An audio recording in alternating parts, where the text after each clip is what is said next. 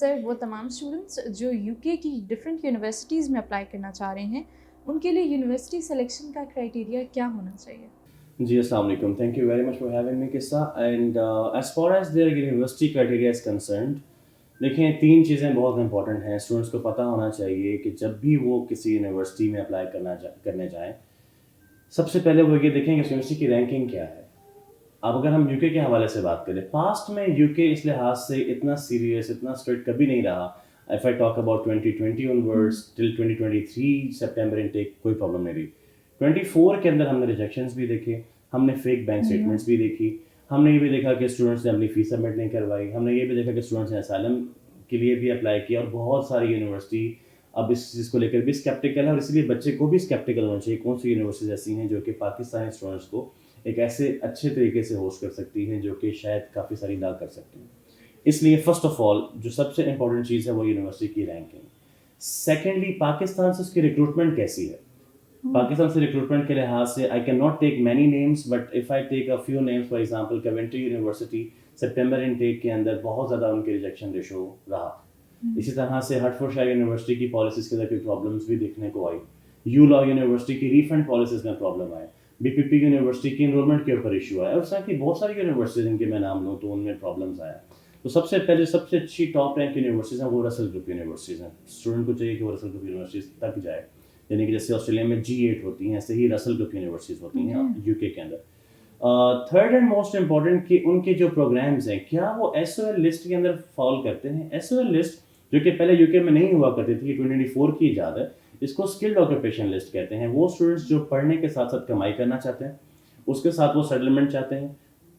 Basically تو وہ پڑھنے جا رہے ہیں لیکن پاکستانی مائنڈ سیٹ یہ ہے کہ ہم پڑھیں گے بھی، ہم پیسہ بھی کمائیں گے اور ہم وہاں پہ سیٹل بھی ہوں گے. تو ان کو دیکھنا چاہیے کہ وہ پروگرامس خاص طور پر جو یونیورسٹی آفر کرے جو ایس او ایل لسٹ کے اندر فال کرتے ہوں، اس کے تھوڑا بہت ہم ایک ڈیٹیل ڈسکشن سیپریٹ بھی کر لیں گے. تو ان کو وہ پروگرامس یوز کرنا چاہیے تاکہ ان کی سیٹلمنٹ کے آپشن بھی اچھے ہوں اور یونیورسٹی کی رینکنگ بھی اچھی ہو. ویل انف.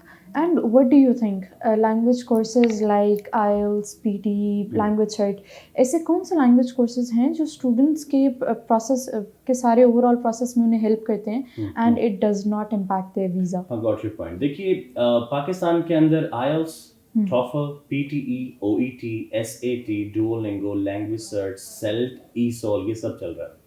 جتنے بھی ٹیسٹ آن لائن ہیں ان کی ورتھ بہت کم ہے. وہ سب کرونا کی پیداوار ہے.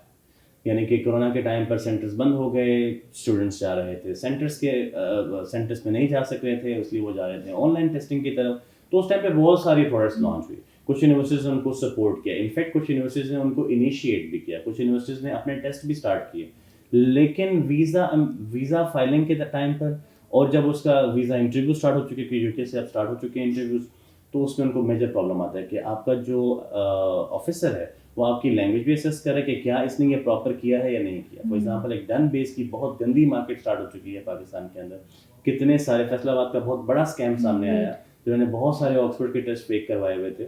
بچہ ایئرپورٹ پہ لینڈ کرتا ہے، اس کو بات ہی نہیں کرنے آ رہی کہ میں ہوں کون. دے آسک ہم ویئر یو فرام، تو وہ اپنا نام بتا رہا ہے. وہ کہہ رہے ہیں وٹ از یور نیم، تو وہ جگہ بتا رہا ہے. اس طرح کے مسائل ہم نے دیکھے. اس لیے میں آن لائن ٹیسٹنگ کے سخت خلاف ہوں. اس میں بہت سارا ڈن بیس کا کام ہوا. ڈن بیس کا مطلب یہ ہے لوگوں کو انہوں نے پے کیا، انہوں نے ٹیسٹ اپنا سرٹیفکیٹ پرووائڈ کیا، اور یہ سب سے بڑا ڈاؤن فال ہے. پاکستانی ویزا اور پاکستانی پاسپورٹ دونوں ہی اسکیپٹیکل پوزیشن کے اندر ہیں کہ پاکستان کا ویزا بھی سب سے زیادہ ریجیکشن آ رہا ہے، پاسپورٹ کی کیٹیگری مزید ڈاؤن ہوتی جا رہی ہے. اس کے بعد ہم گرے لسٹ میں آ گئے. آسٹریلیا جانا محال ہوا ہوا ہے، کینیڈا ہمیں ویزا نہیں دیتا، یو ایس اے کے اندر ہمیں ایشوز آ رہے ہیں. اب یو کے ہمارے لیے اوپن ہے اور وہاں پر ہم اتنی دو نمبریاں کر رہے ہیں کہ ایونچولی یو کے بھی ہمارے لیے کلوز ہو جائے گا. اس لیے میرا مشورہ ہوگا کہ وہ پہلے آئلس پہ فوکس کریں. آئلس کمپیوٹر ڈلیور دیں، پیپر بیس دیں، ان کی چوائس ہے. یو کے لیے یو کے وی آئی اکیڈیمک آئلس ہونا چاہیے اسٹڈی کے لیے، اور باقی جگہوں کے لیے نان یو کے وی آئی ہونا چاہیے. اس کے علاوہ پی ٹی ای کے بھی دو ورژنس ہیں، ایک سینٹر بیسڈ ہے اور ایک آن لائن. ہوم ایڈیشن میں سپورٹ نہیں کروں گا. میں کہوں گا کہ وہ پی ٹی ای سینٹر بیسڈ لیں. یونیورسٹیز چیک کر لیں جہاں انہیں اپلائی کرنا ہے. تقریباً 80% اب یونیورسٹیز پی ٹی لے رہی ہیں، یو کے میں، یو ایس اے میں، کینیڈا میں، آسٹریلیا میں اور نیوزی لینڈ کے اندر. پی ٹی اگر وہ چوز کرتے ہیں تو ان کے لیے اچھا آپشن ہے، کمپیریٹیولی ایزی ہے، کمپیوٹر بیسڈ ہے، تو اس لیے اس کو آپ اچھے طریقے سے مینیج کر سکتے ہیں. 2 آورس کا ہے as compared with IELTS 3 hours کا ہوتا ہے. لیکن IELTS is one particular test which acceptable world wide. अगर World wide. आप इंग्लिश स्पीकिंग से हट के आप चाहते हैं कि आप यूरोपियन साइड पर जाएं तो यूरोपियन साइड पर भी उसकी एक्सेप्टेबिलिटी मैक्सिमम होती है. इसलिए first of all IELTS, other than that PTE, इसके अलावा बाकी testing it would be risky for them. I won't suggest that. अच्छा, talking about visa, it just made me think कि can you give me an overall sketch कि if I want to apply in UK तो क्या सारा procedure होगा? अब तो आप सब कुछ पूछना चाह रही हैं. देखिए, इस किस्सा ऐसे है कि मैं आपको बिल्कुल बेस से बताता हूँ. For example, I am eight GSL right now. Student हमारे पास GSL पे आता है, सबसे पहले उससे डॉक्यूमेंट्स उसे स्कैन फॉर्म में मंगवा लेते हैं. कोई भी कंसल्टेंट जो आपसे ओरिजिनल डॉक्यूमेंट्स, ओरिजिनल पासपोर्ट ले रहा है तो वो लीगली गलत काम कर रहा है. कोई कंसल्टेंट आपसे ये कह रहा है कि आपसे इकट्ठे इतने सारे पैसे ले लेंगे आपके काम होने के बाद, तो सब 2 नंबरी फेक काम. आप अपनी प्रोसेसिंग से चार्ज करते हैं, वो आपकी चॉइस है. अदरवाइज आप डॉक्यूमेंट रखने का मजाज नहीं रखते. आपके पास आपके स्टूडेंट के डॉक्यूमेंट्स अगर निकल आते हैं तो आपके ऊपर एक क्रिमिनल केस बन सकता है. आपके पास पासपोर्ट या CNIC किसी का पड़ा हुआ हो तो आप लीगली जो है चैलेंज किए जा सकते हैं. इसलिए सबसे पहले क्या होता है कि हम बच्चे से डॉक्यूमेंट्स मंगवाते हैं. डॉक्यूमेंट्स के अंदर क्या है, उसके हमें क्रेडेंशियल्स चाहिए. फॉर एग्जांपल, उसने अगर इंटर तक पढ़ा है, UG प्रोग्राम के लिए अप्लाई करा है तो मैट्रिक और इंटर की उसमें हमें ट्रांसक्रिप्ट, उसकी डिग्रीज रिक्वायर्ड होती हैं, उसके Just to passport cross verify. जी बिल्कुल. Yeah. उसके हम उसके लिए डॉक्यूमेंट्स लाजमी देखते हैं कहीं कोई फेक डिग्री वगैरह ना हो. ये प्रॉब्लम आता है अगर कोई बच्चा ऐसे अप्लाई कर लेता है फेक डिग्री के साथ. For example, bank statement fake है या उसकी कोई डिग्री फेक है, तो उसके बाद वो यूनिवर्सिटी से 10 ईयर्स के लिए बैन भी होगा. मोस्ट इंपॉर्टेंटली, यूनिवर्सिटी में जो उसने फी सबमिट कराई है वो फी भी रिफंड नहीं होगी, Oh my क्योंकि फी God. पहले सबमिट होगी. उसके बाद स्टूडेंट जाएगा एम्बेसी के लिए, तो ये उसको किसी भी सूरत उसको नहीं करना लाइक चाहिए. इन केस आपके डॉक्यूमेंट्स में कोई भी मसला आता है, आपकी कोई फी रिफंड नहीं होगी. कोई फी रिफंड नहीं होगी. उसके बाद आप बैन भी हो जाएंगे. और जब आप एक कंट्री से बैन होते हैं तो दूसरी कंट्रीज भी आपको समझ लें तकरीबन ना के बराबर वीज़ा रह जाता है आपका. तो आपका स्टडी अब्रॉड का ड्रीम वहीं पर डिसकंटिन्यू हो जाता है. इसलिए जिस भी कंसल्टेंट काउंसलर के पास जाएं, स्ट्रेट फॉरवर्ड उसको बताएं कि ये मेरे डॉक्यूमेंट्स हैं, ये मेरी प्रोफाइल है, ये एक्चुअल प्रोफाइल है और ये सब मैंने किया हुआ है and I am clear about. उसके बाद फिर उसमें कुछ चेंजेस आती हैं, वो आपको काउंसलर बेहतर गाइड कर सकता है कि आप कौन से कोर्स में जाएं, कौन से प्रोग्राम में जाएं. फॉर एग्जांपल, GSL में हमारे पास मिस मोमिना है, शी इज़ एक्सपर्ट. वो आप अगर यहाँ आते हो तो वो आपको कंप्लीट गाइड करती हैं कि आपका क्या बैकग्राउंड है, आपका फोरग्राउंड क्या होना चाहिए. खैर, let's come back to the question you asked me. First of all, student की एप्लीकेशन पुट होती है, उसके अंदर स्टूडेंट की SOP उसको रिक्वायर्ड होती है, जिसको स्टेटमेंट ऑफ पर्पस भी कहते हैं, लेटर ऑफ मोटिवेशन भी कहते हैं. बच्चा वो प्रोवाइड करता है, उसके साथ अपने डॉक्यूमेंट्स प्रोवाइड करता है और उसका केस फाइल होता है. केस फाइल होने के लिए उसको IELTS की रिक्वायरमेंट या PT की रिक्वायरमेंट नहीं होती. लैंग्वेज रिक्वायरमेंट वो बाद में पूरी कर सकता है. हम उसके लिए अप्लाई करेंगे तो उसको सबसे पहले कंडीशनल ऑफर मिलता है. कंडीशनल ऑफर कंफर्म करते हैं यूनिवर्सिटी की, या we have a seat for you, आप प्रोसीड कर सकते हैं.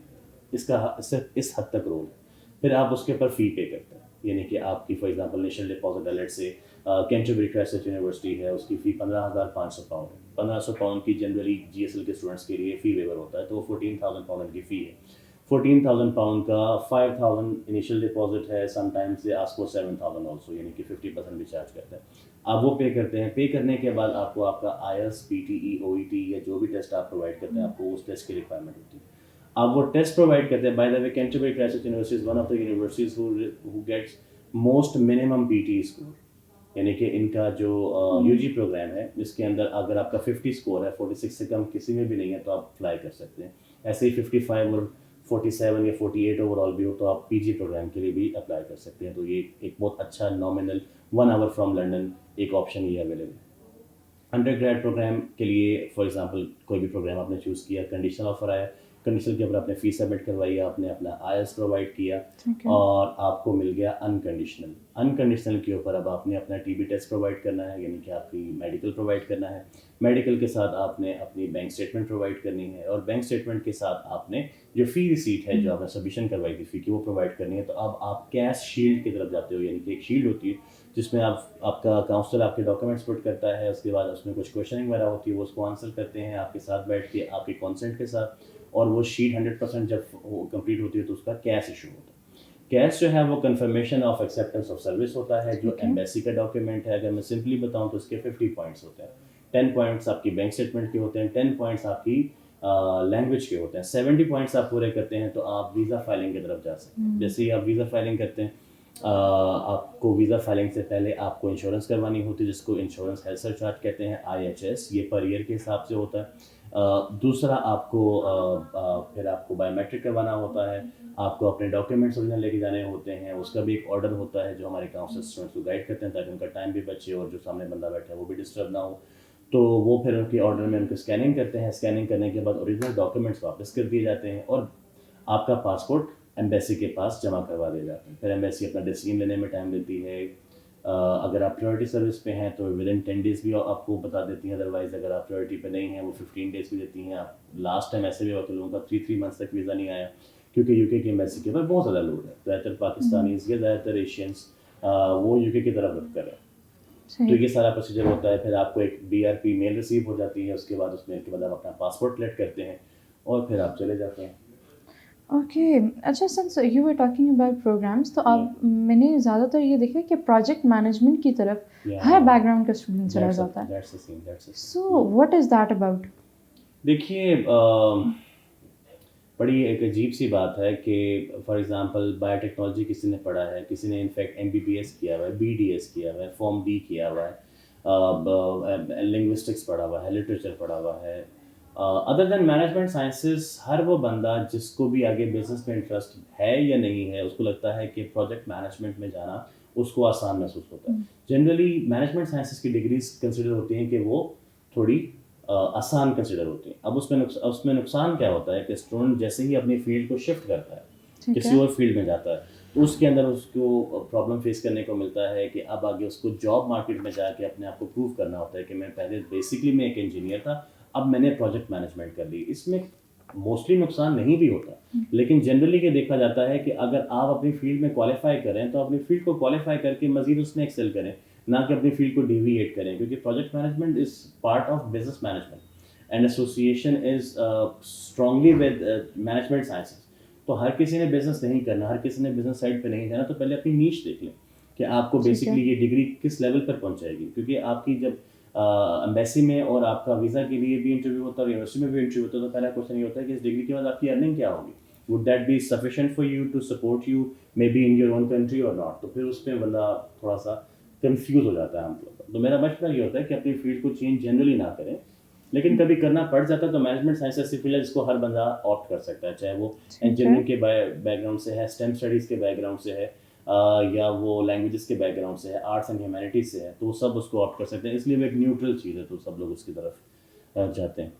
اچھا، آپ نے بات کی نا سروائیول کی کہ بندہ اپنے ہوم کنٹری میں کس طرح سروائیو کرے، تو وہ تو آپ کسی نہ کسی طرح کر لیتے ہو، what about the other countries, وہاں پر اسٹوڈنٹس کس طرح سروائیو کریں؟ دیکھیے سب سے پہلے آج کل UK کے بارے میں بہت نیگیٹو خبریں سنائی جاتی ہیں، یوٹیوبرز عام طور پہ بات کرتے ہیں اس بارے میں کہ UK میں جابس نہیں ہیں، UK میں مت آئیں، یا UK میں پرابلمس ہیں۔ دیکھیے سب سے پہلی بات یہ ہے کہ جتنے بھی لوگ جنرلی پاکستان میں اسٹڈیز کر رہے ہیں، جو بیچلرس پڑھ رہے ہیں، اس میں سے صرف 3 to 4% لوگ وہ ہیں جو جابس کرتے ہیں، باقی سب لوگ صرف اور صرف اسٹڈیز کرتے ہیں۔ تو جب ان کے اوپر جاب اور اسٹڈیز یعنی کہ انڈر گریڈ پروگرام والے اسٹوڈنٹس کے لیے جاب اور اسٹڈیز مکس ہوتے ہیں، ان کے لیے نیا ایکسپیرینس ہوتا ہے، تو وہ کر نہیں پاتے اس کو، وہ زیادہ اوور ایمبیشیس ہو جاتے ہیں۔ سم ٹائمز وہ پروگرام ایسے چوز کر لیتے ہیں کہ ان کے پاس ورکنگ آورز ہوتے نہیں، پھر جب ورکنگ آورز نہیں ہوتے تو پرابلم آتا ہے ان کے لیے، ٹھیک ہے۔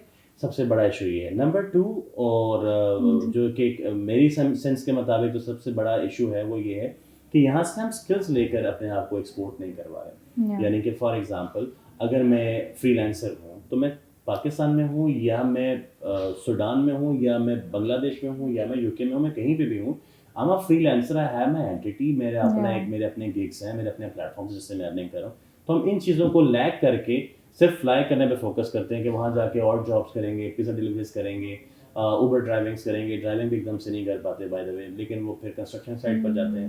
تو بچے جو یہاں پہ فار ایگزامپل سمپلی جو بچیاں ماما کی پریاں ہوتی ہیں، یا بچے جو باپ کی آنکھوں کے تارے ہوتے ہیں، وہ ایک دم سے ایک اسٹرگل میں پڑ جاتے ہیں، اور اسٹرگل کے بعد نہ وہ ڈگری کمپلیٹ کر پاتے ہیں اور نہ ہی وہ اپنی جاب پراپر کر پاتے ہیں۔ فیملی کی ایکسپیکٹیشن بہت زیادہ ہوتی ہیں، ہمارا فیملی کلچر اسٹرکچر ایسا ہے، ایک بندہ اسٹڈی ابراڈ کے لیے چلا ہے تو ان کو لگتا ہے کہ اب یہ لڑکا جو ہے یہ پورے خاندان کو سپورٹ کرے گا، 6 بہن بھائیوں کو سپورٹ کرے گا، پیرنٹس کو سپورٹ کرے گا، تو اس پہ پریشر بہت زیادہ ہے بچے پر۔ فرسٹ ٹائم اس کو جب انویسٹمنٹ اس پہ کر دیتے ہیں پیرنٹس، تو سیکنڈ ٹائم کہتے ہیں کہ بچے اب اب ہماری طرف سے تمہارے لیے کچھ بھی نہیں. جیسے وہ بچی کی رخصتی کے ٹائم پہ نہیں کہتے اب تمہارا جنازہ واپس آئے گا. It's about the mindset. That is the thing. اب دیکھیں اگر آپ جینوئن اسٹوڈنٹ ہیں تو پھر تو آپ کو کوئی ایشو نہیں ہے. آپ پڑھنے پر فوکس کریں. تھوڑا بہت آپ کے پاس 20 آورس ورک الاؤڈ ہے, آپ ورکنگ اپنے کریں, بالکل ورکنگ آورس میں کریں. لیکن جب آپ کو پتہ ہوتا ہے کہ آپ نے اپنے وہاں اپنے آپ کو بھی اپنا بھی پیٹ پالنا ہے, فیملی کا بھی پیٹ پالنا ہے, تو آپ ایک ایسی اسٹرگل میں پڑ جاتے ہیں, ایک دیار غیر میں ہیں جہاں پر شاید آپ کو اذان کی آواز اس طرح سے نہ آتی ہو, تو پھر آپ ایک دم سے ڈسٹرب ہو جاتے ہیں کہ اب میں کہاں جاؤں. Agreed. تو اس لیے میرا مشورہ یہ ہوتا ہے کہ اپنے ساتھ کوئی آن لائن اسکل لے کے جائیں. For example e commerce is so much booming these days. Be at Amazon, اس میں امیزون میں وی اے ہے, کچھ بھی ہے, آپ فوریکس پہ ایکٹیو ہوں, آپ ایسے اسکلس لے کر جائیں جو آپ کو جیوگرافیکلی باؤنڈ نہ کرتی ہو, پھر آپ کہیں بھی جائیں. اور فیوچر بھی نہیں جابس کا ہے. جیسے ہم آفس میں بیٹھے کام کریں, شاید ہم فیوچر میں سے کام نہ کر پائیں. ہو سکتا ہے 10-20 ایئرس اس کے بعد سب کچھ it would be all virtual. جبکہ ہم نے کرونا میں دیکھا کہ کیسے سی چیزوں نے اپنے آپ کو بوم کیا, اپنے آپ کو انہوں نے اپ گریڈ کیا. تو بچوں سے میرا یہی مشورہ ہوتا ہے. فار ایگزامپل جب ہم جی ایس ایس سے کسی اسٹوڈنٹ کو بھجواتے ہیں تو یہاں پر ہم ای کامرس کے اور اس طرح کے ڈفرینٹ کورسز جس میں وہ آن لائن ارننگ کر سکتے ہیں, ہم اس کو 1-2 کورسز کروا کے بھیجتے ہیں یہاں سے, تاکہ وہ خود بھی سیٹ ہو, اپنی فیملی کو بھی سیٹ کرے. Well enough. Sir, thank you so much for your valuable Pleasure insight. is all mine, man. And thank you so much for staying tuned with us. We will be here again with more valuable content for you all. Thank you very much. And if you are preparing for IELTS, PT, OET, SAT, and if you want to go abroad, GSL is the right place to come to. And Ms. Kissa will keep bringing good, informative videos for you. Keep watching here. Thank you very much.